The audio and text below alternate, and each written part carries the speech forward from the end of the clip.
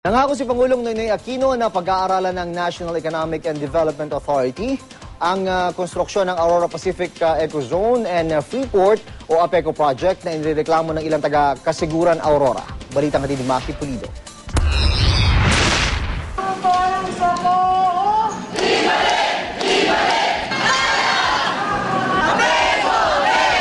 Hindi pa nakalalabas ng gym ng Ateneo de Manila University si Pangulong Noynoy Aquino, nagsimula na ang chanting ng mga magsasaka, katutubo at mangingisda mula Kasiguran Aurora. Kasiguran!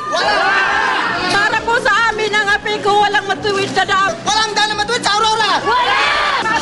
Hindi nagtagal, bumuhos ang emosyon nila.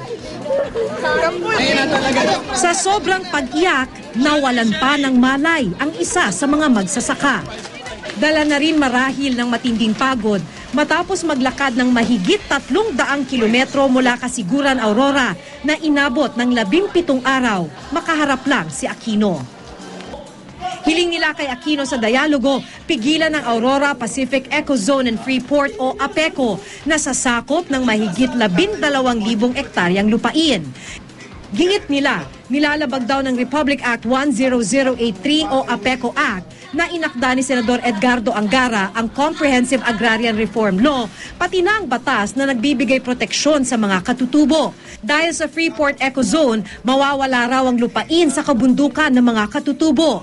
5 komunidad na may 600 residente raw ang sakop ng proyekto ang mawawala ng tirahan at hanap buhay kapag nagkataon.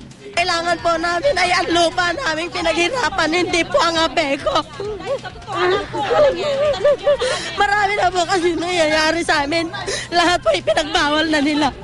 Ang ipinangako ni Aquino, pag-aaralan ng National Economic and Development Authority o NEDA sa loob ng 1 linggo ang proyekto at depende na sa resulta kung ano ang susunod na hakbang ng palasyo. Ani Aquino, dapat pa ring balansihin kung makabubuti o hindi sa mas nakararami ang pagtayo ng isang freeport sa probinsya ng Aurora. Kasi nila hindi ako ang nagsugod nitong APECO. Hindi ko proyekto itong APECO. Gusto ko naman maging sulit itong pagtitipon natin to. Ano dapat bang gawin? Very few people knew the plans for APECO. Very few. Yun ang nga sinasabi nila.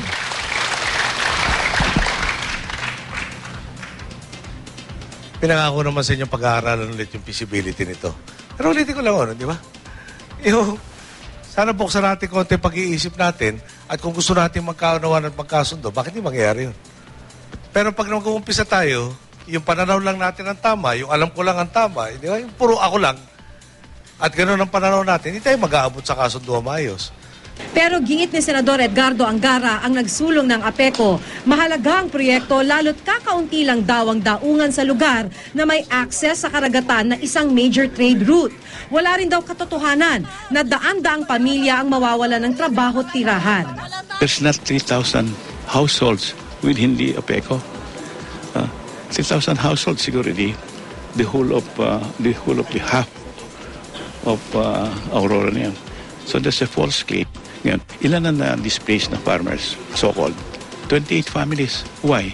Because pinagbili nila ang lupa nila. Sa isang pahayag, sinabi naman ni Attorney Malcolm Sarmiento, President at CEO ng APECO, na nakikisimpatya sila sa mga nagmarcha mula Kasiguran.